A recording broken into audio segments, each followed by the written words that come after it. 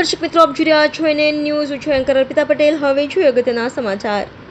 સમગ્ર દક્ષિણ ગુજરાતને જે પીવાનું પાણી પૂરું પાડે છે ઉકાઈની વર્કશોપ કોલોનીમાં પીવાના પાણીના વલખા. વ્યારા ઉકાઈ વર્કશોપ કોલોનીમાં ગટર લાઇન પાસેના કૂવાનું પાણી વર્કશોપના લોકોને પીવા માટે અપાઈ રહ્યાનો બળાપો સ્થાનિકોએ ઠાલવ્યો છે. આ પાણીથી રોગચાળો ફેલાવાની દહેશત વધી રહી છે. આ એટલું ગંદુ પાણી છે કે કોઈ આ વર્કશોપ કોલોનીના કૂવાનું પાણી જોઈ લે તો પાણીને હાથ પણ નહીં લગાવે. પીવાની તો વાત જ દૂર. નલ સે જલ યોજના અહીં ફ્લોપ થઈ ગઈ છે. ઊંચા ટાંકા સંપો પણ શોભાના ગાંઠિયા સમાન બન્યા છે. વર્ષોથી કૂવામાં સફાઈ થતી નથી. તેની બાજુમાં જ આવેલા ગટરનું પાણી કૂવામાં ઉતરતું હોય એવું નરી આંખે જોઈ શકાય છે. સ્થાનિકોનું કહેવું છે કે આશરે 3 ફૂટ જેટલું જ પાણી બચ્યું છે. વારંવાર મોટર ખરાબ થઈ જાય છે. નજીકમાં ઉકાઈ ડેમ છે છતાં પણ લોકોને પાણીની તકલીફ છે.